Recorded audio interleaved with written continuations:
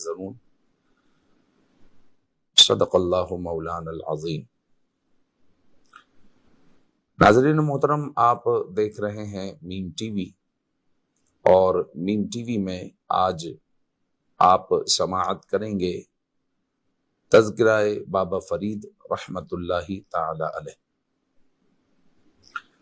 بابا فرید رحمت اللہ تعالی علیہ بر اعظم پاک و ہند میں جن مبارک ہستیوں نے نیکی کی دعوت عام کی، ان میں سے آسمان ولایت کے آفتاب سلسلہ عالیہ چشتیہ کے عظیم پیشوا یہ بابا فرید رحمت اللہ تعالی علیہ ہیں، اور بابا فرید الدین مسعود گنج شکر فاروقی حنفی چشتی رحمت اللہ تعالی علیہ، یہ اس طرح آپ کا پورا نام لیا جاتا ہے، لیکن آپ کا نام مسعود ہے اور گنج شکر یہ لقب ہے۔ آپ فاروقی ہے، یعنی حضرت فاروق اعظم رضی اللہ تعالیٰ عنہ کی اولاد میں سے ہیں، اور فرید بھی آپ کا لقب ہے، نام آپ کا مسعود ہے۔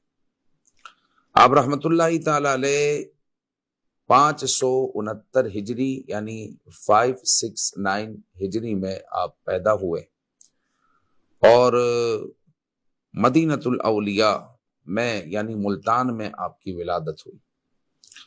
حضرت بابا فرید رحمت اللہ تعالی علیہ کے والد ماجد حضرت شیخ جمال الدین سلیمان رحمت اللہ تعالی علیہ اپنے زمانے کے ایک زبردست عالم دین تھے اور باعمل با کمال عالم دین تھے۔ حضرت بی بی قرسم خاتون یہ آپ کی والدہ محترمہ ہے، اور نہایت پاک باز صاحب کرامت یہ اللہ کی ولیاں تھی آپ کی والدہ محترمہ۔ آپ کی والدہ ایک مرتبہ گھر میں نماز ادا کر رہی تھی کہ ایک غیر مسلم چور گھر میں داخل ہو گیا چپکے سے اور چوری کرنے لگا۔ جب وہ باہر نکلنے لگا تو وہ اندھا ہو گیا، یعنی اب اسے کچھ نظر نہیں آ رہا تھا۔ وہ سمجھ گیا کہ کچھ معاملہ ہے، یعنی یہ صاحب کرامت کا کسی بزرگ کا گھر ہے اور مجھ سے یہ غلطی ہوئی ہے۔ تو وہ جو ہے پھر شور کرنے لگا اور کہنے لگا یہاں پر جو کوئی بھی ہے مجھے معاف کر دے، میں چور ہوں، چوری کر کر جا رہا تھا اور مجھے معاف کر دے۔ تو اس طرح آپ کی والدہ نے پھر اس کے لیے دعا کی، اس نے سامان رکھ دیا، وہ وہاں سے چلتا بنا۔ دوسرے دن اپنے خاندان کے ساتھ حاضر ہوا اور حضرت بابا فرید رحمت اللہ تعالی علیہ کے والدہ کے پاس، آپ کے والد کے پاس حاضر خدمت ہوا، اور پورے خاندان کے ساتھ اپنے گھرانے کے ساتھ وہ مسلمان ہو گیا اور اسلام اس نے قبول کر لیا۔ تو یہ بابا فرید رحمت اللہ تعالی علیہ کی والدہ کی ایک عظیم کرامت تھی۔ پھر حضرت بابا فرید رحمت اللہ تعالی علیہ حافظ قرآن تھے، قرآن مجید آپ نے حفظ کیا، اور ابتدائی تعلیم آپ نے ملتان ہی میں حاصل کی، اور قرآن، حدیث، فقہ اور دیگر علوم مروجہ جو ہے آپ نے حاصل کیے، پڑھے، اور آپ ایک عظیم عالم دین بنے۔ یاد رکھیں کہ ولی کے لیے عالم ہونا ضروری ہے، غیر ولی صرف چلے کرنے والا، وظیفے پڑھنے والا، جنات نکالنے والا، جناب علی تعویذ دینے والا اللہ کا ولی نہیں ہو سکتا۔ اللہ کا ولی وہی ہو سکتا ہے جو ساتھ میں عالم بھی ہو۔ اگر وہ عالم نہیں ہے تو وہ اللہ کا ولی نہیں ہو سکتا۔ ہمارے یہاں پر ہماری عوام کا حال یہ ہے کہ کوئی جن نکالنے والا بندہ ہے یا کسی کی تعویذ میں اثر آ جائے تو اس کو فوراً سے ولایت کی ڈگری دے دی جاتی ہے، جناب وہ تو اللہ کا ولی ہے۔ تو اللہ کا ولی وہی ہوگا جو عالم باعمل ہوگا۔ اب وہ علم اس نے جا کر حاصل کیا ہو، جامعات میں، مدرسوں میں جا کر حاصل کیا ہو، یا اللہ رب العزت نے اپنے اس بندے کو ایسے ہی عطا کر دیا ہو وہ عالم، یہ ضروری ہے۔ تو بابا فرید رحمت اللہ تعالی علیہ نے باقاعدہ علم دین کا حصول فرمایا، قرآن مجید حفظ کیا اور قرآن و سنت کا علم حاصل کیا اور مروجہ علوم پر آپ نے مہارت حاصل کی اور آپ ایک عظیم عالم دین بنے۔ حضرت خواجہ قطب الدین بختیار کاکی رحمت اللہ تعالی علیہ یہ آپ کے پیر و مرشد ہیں، اور آپ کے پیر و مرشد نے آپ کو جب پہلی مرتبہ دیکھا تو مسجد میں آپ اپنا سبق یاد کر رہے تھے، اور پیر و مرشد کی جب نگاہ پڑی تو بس جو ہے حضرت بابا فرید رحمت اللہ تعالی علیہ کہ دل کی دنیا زیر و زبر ہوئی۔ آپ نے جو ہے بیعت کا کہا، آپ کو بیعت کر لیا گیا، اور پھر حضرت بابا فرید رحمت اللہ تعالی علیہ کی روحانی ترقی کا سلسلہ شروع ہو گیا۔ حضرت بابا فرید رحمت اللہ تعالی علیہ کو ہم گنج شکر بھی کہتے ہیں۔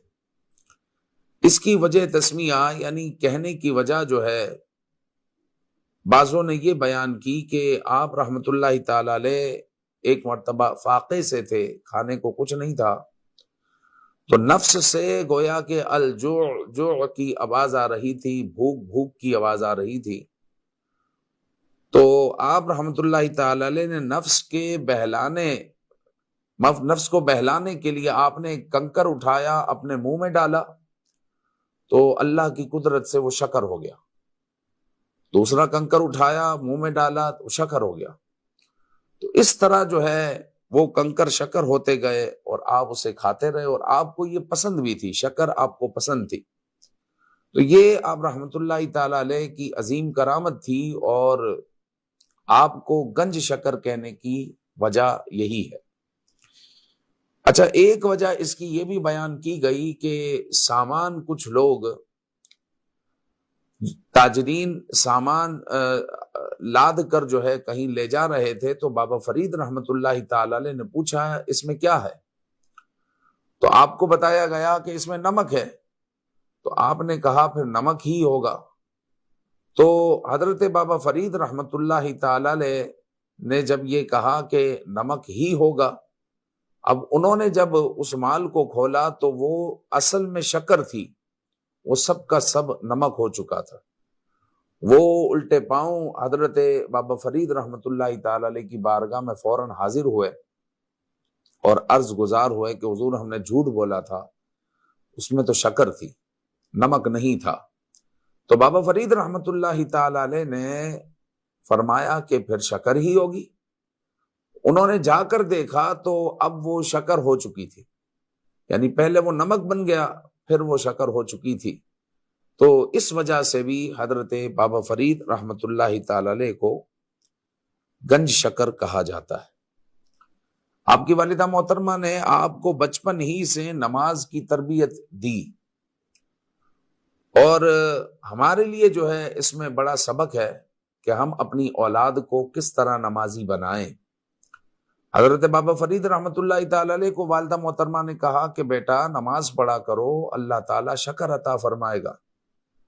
تو آپ نماز پڑھنے سے پہلے، اس مقام پر پہنچنے سے پہلے آپ کی والدہ جو ہے آپ کے کپڑے کے نیچے، مصلے کے نیچے ایک شکر کی پڑیا رکھ دیتی، پھر آپ جو ہے جب نماز پڑھ لیتے، مصلی ہٹاتے، تو وہ شکر کی پڑیا آپ کو ملتی، آپ خوش ہوتے۔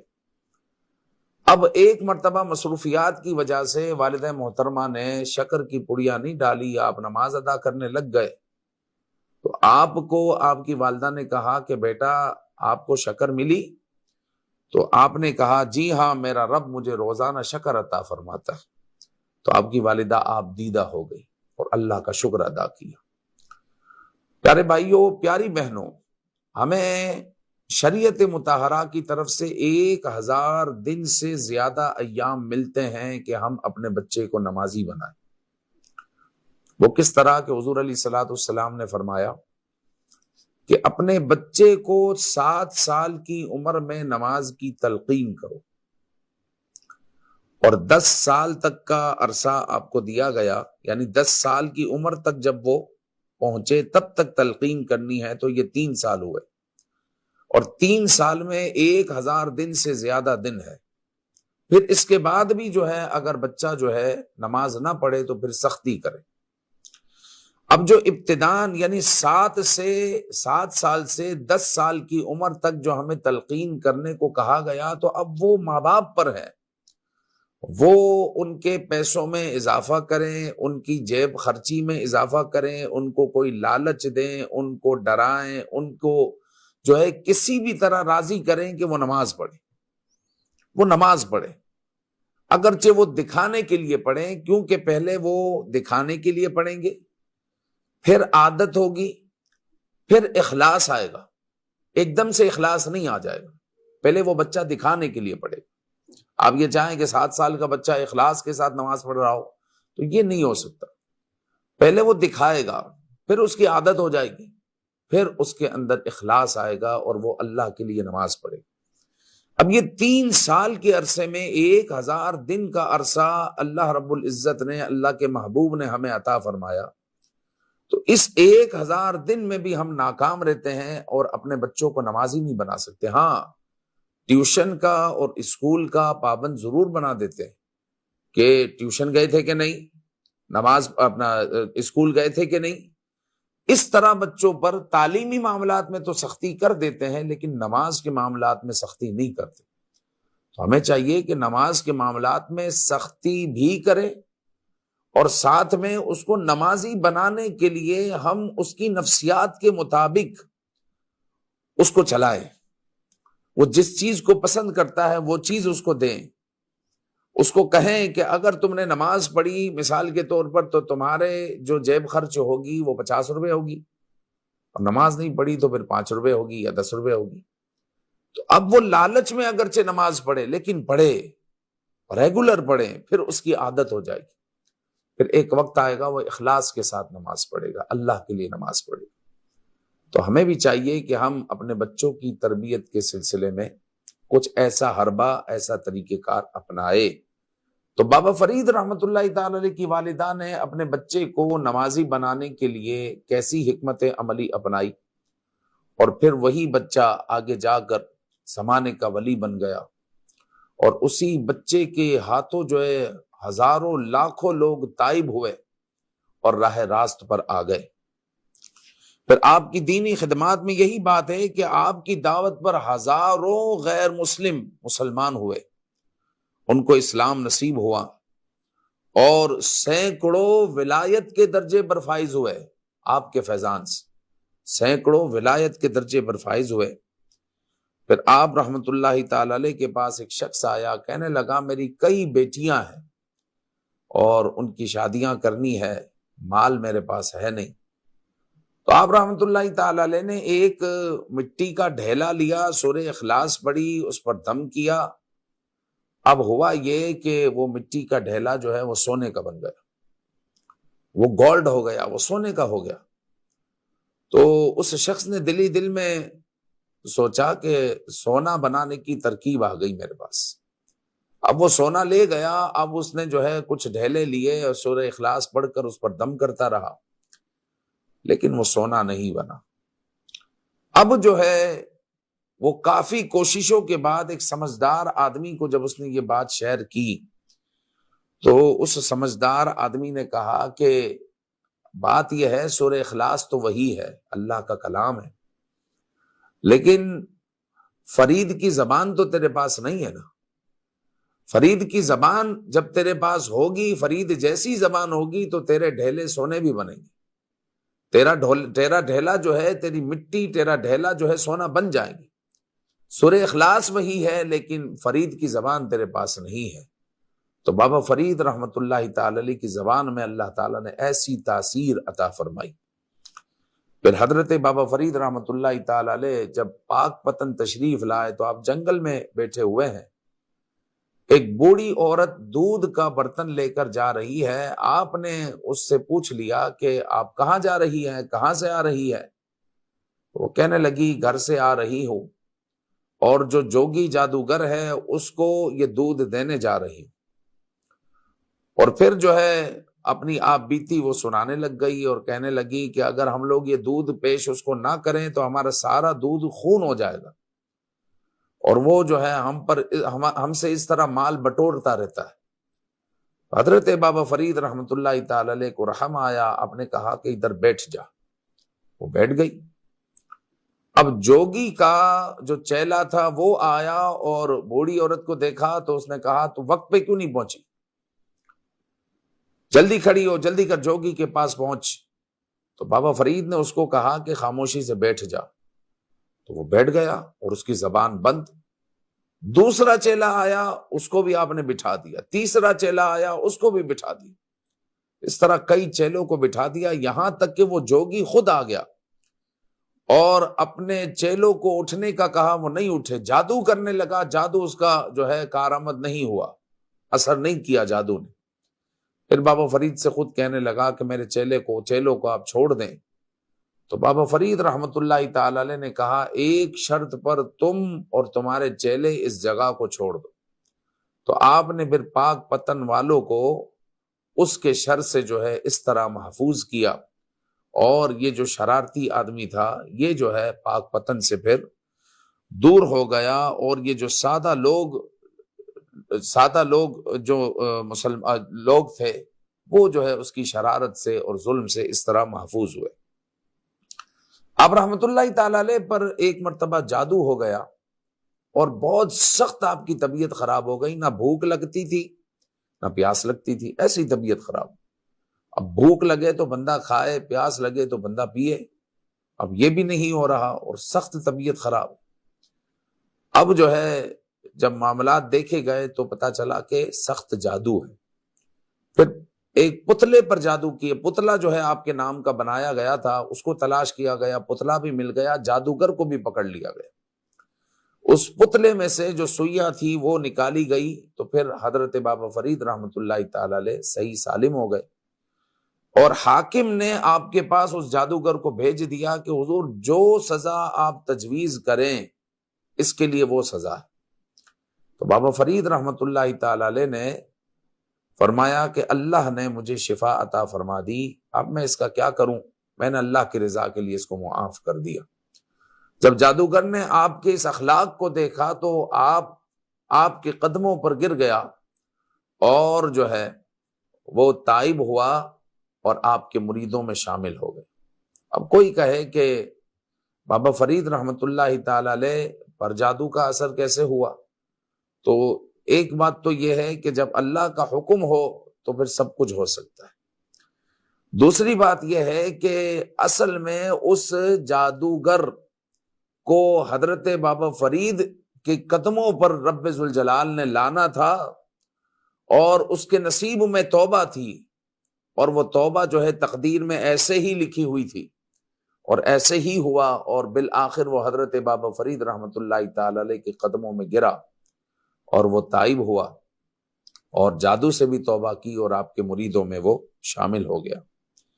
بعض اوقات آپ کی ایسی کیفیت ہو جاتی کہ ایک ایک دن میں ہزار سجدے اور ہزار نوافل آپ ادا کیا کرتے، ایسی کیفیت آپ کی بن جاتی۔ پھر حضرت بابا فرید رحمت اللہ تعالی علیہ کے پاس ایک منشی آیا اور کہنے لگا جو عہدیدار ہے، مجھ سے بڑا عہدیدار ہے، وہ مجھے پریشان کر رہا ہے۔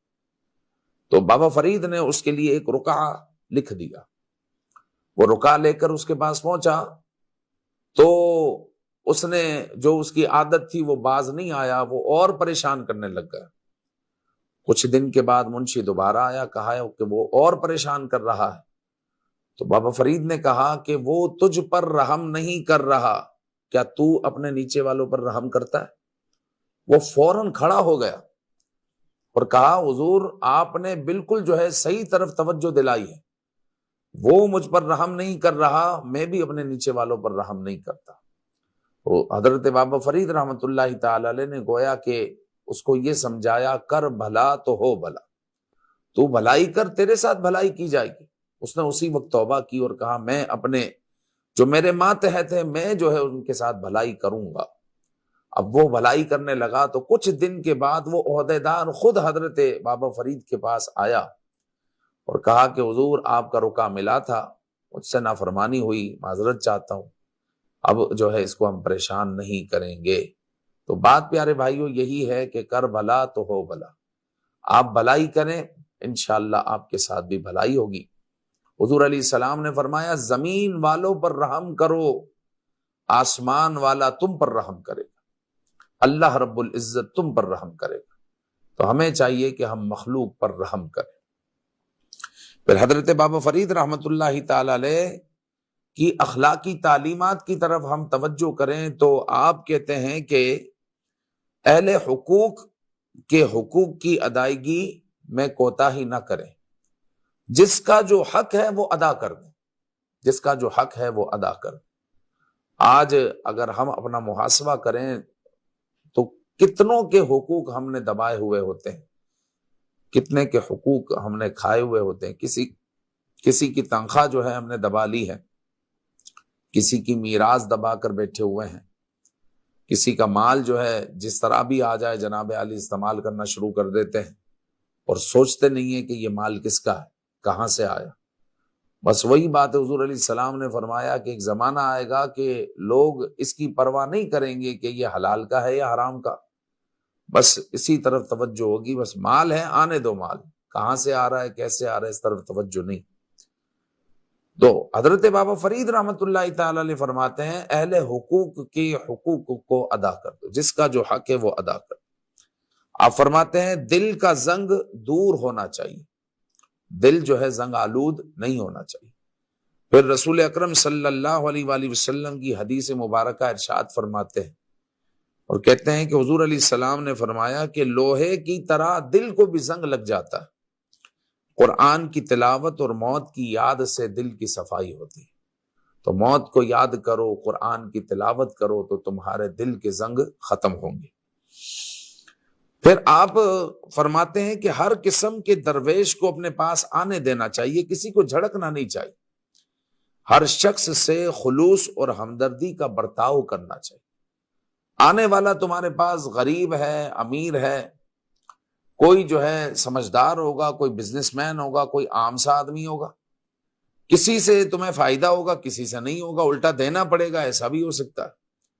تو بابا فرید رحمت اللہ تعالی علیہ فرماتے کوئی بھی آئے اس کو خلوص اور ہمدردی کے ساتھ اس کے ساتھ ویلکم کریں، اس کا ویلکم کریں، اس کے ساتھ ایسا برتاؤ نہ کریں کہ اس کی دل آزاری ہو۔ صوفیہ کا یہ طریقہ ہے ہی نہیں، اور صوفیہ تعلیم بھی یہی دیتے ہیں کہ اس کی دل آزاری ہماری طرف سے نہیں ہونی چاہیے۔ آپ فرماتے ہیں جس انسان کا دل کینہ، بغض، عداوت سے پاک نہیں وہ معرفت کی راہ میں ناکام رہے گا۔ وہ چاہے کہ مجھے جو ہے میں حقیقی متقی بن جاؤں، میں جو ہے عارف باللہ بن جاؤں، جناب میں صوفی بن جاؤں، اور اس کا دل جناب عالی دل جو ہے کینہ اور بغض سے بھرا ہوا ہے، مسلمانوں کا جو ہے کینہ اس کے دل میں، بغض اس کے دل میں، تو وہ کچھ بھی نہیں بن سکتا۔ آپ فرماتے پہلے دل کو جو ہے تو کینہ اور بغض اور عداوت سے پاک کر، پھر اللہ کی عبادت کر، اللہ تجھے عارف باللہ بنا دے گا، عارف بنا دے گا، معرفت عطا فرمائے گا، صوفی بنائے گا، اور حقیقی متقی تم بن جاؤ گے۔ پھر آپ مزید فرماتے ہیں کہ انسان کو کسی صورت میں بیکار نہیں رہنا چاہیے، کچھ نہ کچھ کرتے رہنا چاہیے۔ وقت مل گیا ہے عبادت کر لے، وقت مل گیا ہے رزق حلال حاصل کر لے، کسی کے سامنے ہاتھ کیوں پھیلائے، رزق حلال حاصل کر لے۔ تو کسی صورت بیکار نہیں رہنا چاہیے۔ آپ فرماتے روزہ انتہائی مؤثر عبادت ہے، نماز نوافل وغیرہ یہ آدھا راستہ ہے اور روزہ دوسرا آدھا راستہ ہے، یعنی روزہ جو ہے اس قدر جو ہے عظیم عبادت ہے۔ مثال ہے کہ دوسری عبادتوں سے اگر آدھی ترقی ملتی ہے تو آدھی ترقی روزے سے ملتی ہے۔ بہت سارے ایسے صوفیہ ہیں، آج بھی ایسے لوگ ہیں جو صائم الدہر ہے، یعنی پورا سال روزہ رکھتے سوائے 5 روزوں کے، یا پھر اکثر روزے سے ہوتے ہیں، ایسے لوگ ہیں۔ چونکہ ان کو معلوم ہے کہ روزے سے جو روحانیت حاصل ہوتی ہے وہ جو ہے دیگر عبادات سے بھی حاصل ہوتی ہے، لیکن روزے کی روحانیت وہ روزے کی روحانیت ہے، وہ روزے کا ہی حصہ ہے، تو وہ اکثر روزے سے رہتے ہیں۔ تو بابا فرید بھی یہی فرما رہے ہیں کہ نماز اگر جو ہے آدھا راستہ ہے تو آدھا راستہ روزہ ہے، تو کبھی کبھی موقع ملے تو روزہ بھی ہم رکھ لیں تو کیا بات ہے۔ اور حضرت بابا فرید رحمت اللہ تعالی علیہ فرماتے جس آنکھ میں آنسو اور دل نہیں وہ محبت الہی کا مزہ نہیں چکھ سکتا۔ تو جس آنکھ میں آنسو نہ ہو، مطلب جرم ہو جائے اور اللہ کے حضور وہ پیش نہ ہو، اللہ تعالیٰ سے وہ معافی نہ مانگے، اللہ تعالیٰ کی بارگاہ میں حاضر نہ ہو، تو آپ فرماتے ہیں کہ وہ محبت الہی کا مزہ نہیں چکھ سکتا، اس کو محبت الہی کا مزہ آ ہی نہیں سکتا۔ تو صوفیہ کو آپ دیکھیں، ان صاحب کمال بزرگوں کو دیکھیں، بار بار رب ذوالجلال کے حضور حاضر ہوتے ہیں اور توبہ اور استغفار کرتے ہیں کہ اللہ ہمیں معاف فرما دے، روتے ہیں، گڑ گڑاتے ہیں۔ تو آپ کہتے ہیں جس آنکھ میں آنسو نہ ہو تو اس کو محبت الہی کا کیا مزہ آئے گا؟ پھر اللہ تعالیٰ کی یاد میں، اس کی محبت میں تڑپنا اور اس کی محبت میں آنکھوں سے آنسو جاری ہونا، یہ جو ہے اللہ تعالیٰ کی عطا ہے، اللہ تعالیٰ کا کرم ہے، اللہ تعالیٰ کی کرم نوازی ہے۔ اچھا، آپ یہ بھی فرماتے ہیں کہ سورہ یوسف پڑھنے سے حفظ قرآن کی سعادت حاصل ہوتی، کہ سورہ یوسف جو ہے، جو حافظ قرآن لوگ ہیں یا جو حفظ کر رہے ہیں، وہ چاہتے ہیں کہ حفظ میں آسانی ہو جائے۔ آپ کہتے ہیں کہ سورہ یوسف وہ پڑھا کریں تو انشاءاللہ حفظ القرآن میں انہیں آسانی ہو جائے گی۔ آپ کا وصال 5 محرم الحرام اور 664 ہجری 664 ہجری کو جو ہے آپ کا وصال ہوا پاک پتن شریف میں، اور پاک پتن شریف میں ہی آپ کا مزار پر انوار ہے، اور ہر سال وہاں پر ہزاروں نہیں بلکہ لاکھوں کا مجمع ہوتا ہے جو آپ کو خراج عقیدت پیش کرنے کے لیے وہاں پر حاضر ہوتے ہیں کہ جو آپ نے کام کیا، کیونکہ انہی بزرگوں کے وسیلے سے پاکستان میں اور ہندوستان میں اور خاص طور پر اور عام طور پر جو ہے دنیا کے کئی خطوں میں اسلام کی شمع روشن ہوئی۔ اللہ تعالیٰ ان کی قبر انور پر کروڑ ہا کروڑ رحمتوں کا نزول فرمائے، اور ہمیں آپ کی سیرت طیبہ پر چلنے کی توفیق عطا فرمائے۔ آمین بجاہ النبی الامین صلی اللہ تعالی علیہ وآلہ وسلم۔